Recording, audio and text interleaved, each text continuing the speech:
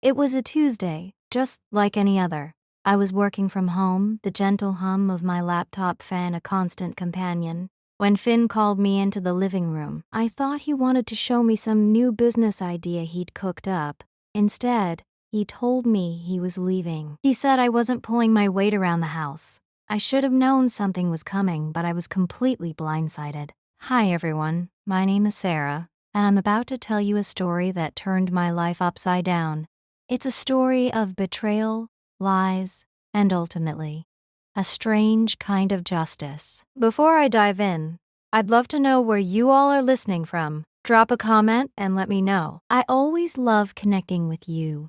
For 6 years, I had supported Finn. 6 long years of failed startups, half-baked inventions, and empty promises. I worked tirelessly at my marketing job, bringing in a steady income, while he bounced from one pipe dream to another.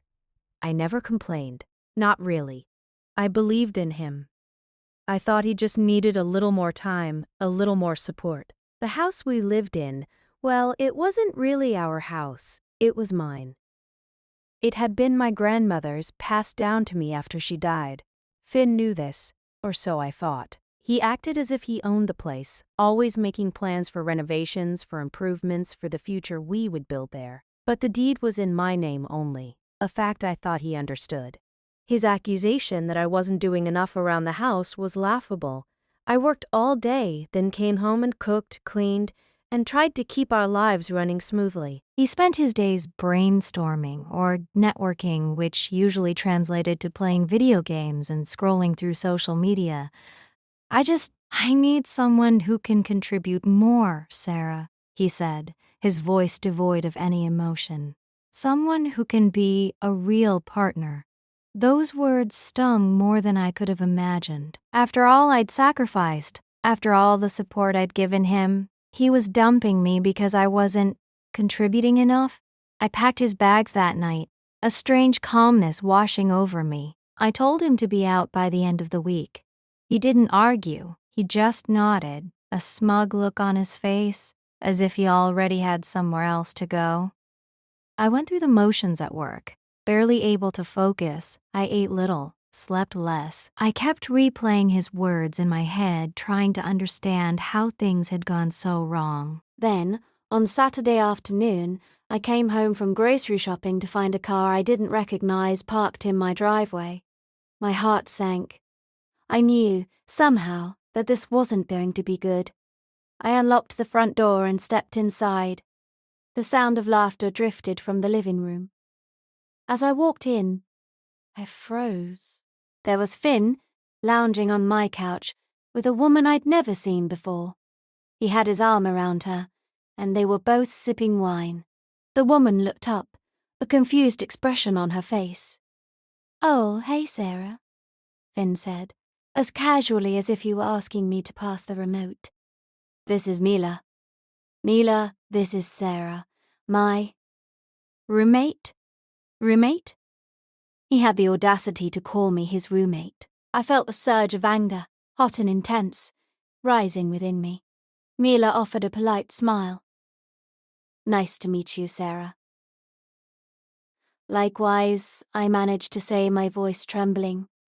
"Finn, can I talk to you? Alone?" He sighed dramatically and stood up, leading me into the kitchen. "What's going on, Finn?" I demanded, keeping my voice low. "What do you mean?" he asked, feigning innocence. "Don't play dumb with me. Who is she? And why is she here?" "Mila? She's just a friend. She's helping me out while I get back on my feet." "Helping you out? By living in my house?" He shrugged. "Well, it's our house, isn't it? And besides, I told her I own it. She thinks we're going to build a life here." I stared at him, speechless. He had not only moved another woman into my house, but he had also lied to her about owning it. The sheer audacity of it was breathtaking. "You've got to be kidding me," I said, finally finding my voice. "This is my house, Finn, mine. And you are no longer welcome here. Both of you need to leave." "Now," he scoffed. Don't be ridiculous, Sarah. Where am I supposed to go? I don't care, Finn. Just get out and take your little friend with you. I stormed out of the kitchen and grabbed my phone. I called a locksmith and told him to come over immediately. While I waited, I went upstairs and packed the rest of Finn's belongings. I threw everything into boxes, his clothes, his shoes, his gadgets, everything. When the locksmith arrived, I instructed him to change all the locks on the house. By the time I was done, Finn and Mila were standing on the porch, looking bewildered. "What's going on, Sarah?" Finn asked, his voice laced with anger. "The locks have been changed, Finn. You no longer live here, and neither does your friend. Goodbye." I slammed the door shut, leaving them standing there, dumbfounded. I watched through the peephole as they argued, Mila finally storming off in a huff. Finn looked defeated, but I didn't care. He had brought this on himself. I thought that would be the end of it. I thought I could finally move on with my life, but I was wrong. This was just the beginning. The next day, I started receiving strange messages from friends and family. They were all asking the same thing. What happened with Finn?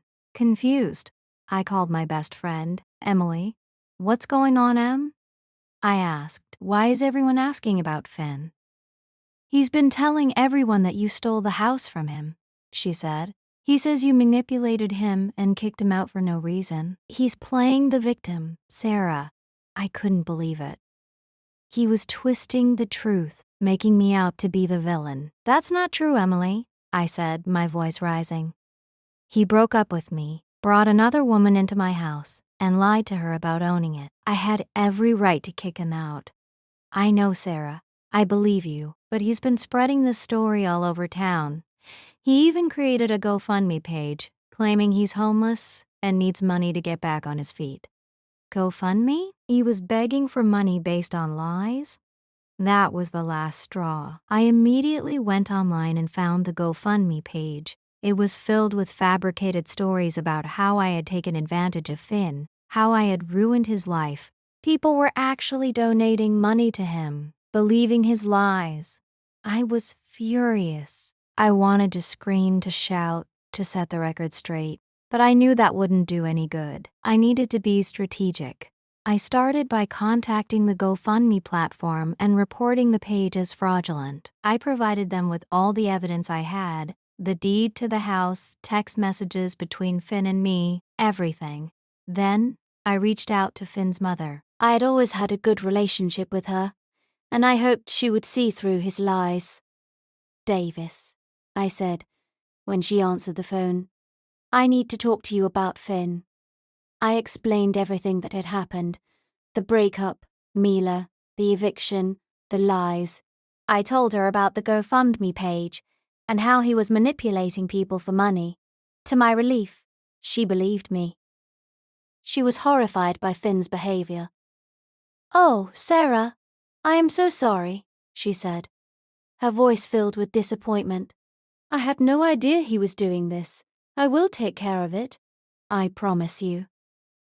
True to her word, Finn's mother contacted GoFundMe and demanded that they shut down the page. She also confronted Finn, telling him that she was ashamed of his actions. But Finn didn't stop there. He continued to spread lies about me to mutual friends and family, trying to turn them against me.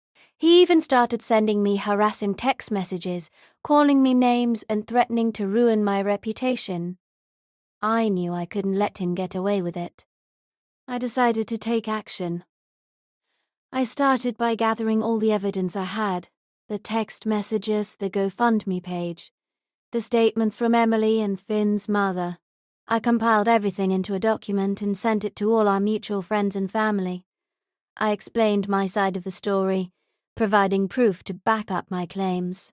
I didn't try to badmouth Finn or seek revenge. I simply presented the facts and let people draw their own conclusions. The response was overwhelming. People were shocked by Finn's behavior. They apologized for believing his lies and offered their support. One by one, Finn's friends and family started to distance themselves from him. They realized that he was manipulative and dishonest. Meanwhile, I decided to donate all of Finn's belongings to a local charity. I packed up the boxes and dropped them off, feeling a sense of closure. It was like I was finally cleansing myself of his presence. I also contacted Finn's parents and informed them that I had donated his things. I explained that I didn't want anything to do with him anymore. His parents were understanding. They were deeply disappointed in their son and vowed to hold him accountable for his actions. A few weeks later, I received a call from Finn's mother. She told me that she and her husband had decided to cut Finn off financially. They were no longer going to support his failed ventures. "We've arranged for him to move in with his uncle in another state," she said. "He's going to get a job and start paying his own way. We hope this will teach him a lesson." I was surprised by their decision, but I understood it. Finn needed to face the consequences of his actions. In the end, Finn was left with nothing. He was homeless, jobless, and without the support of his family and friends. He had alienated everyone who cared about him with his lies and manipulation.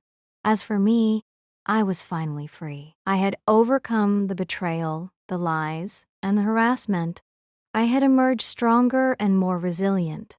It wasn't easy, but I had learned a valuable lesson.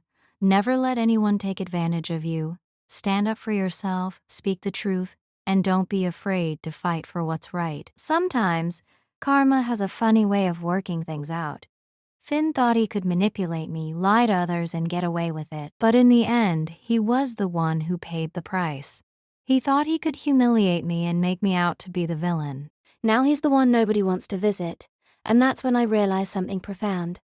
For 6 years, I poured my energy and resources into someone who didn't appreciate them. Now I was free to invest in myself, my dreams, and my future, and for the first time in a long time, I slept knowing I didn't owe him anything. If you enjoyed this story and want to hear more tales of resilience, betrayal, and justice, don't forget to subscribe to the channel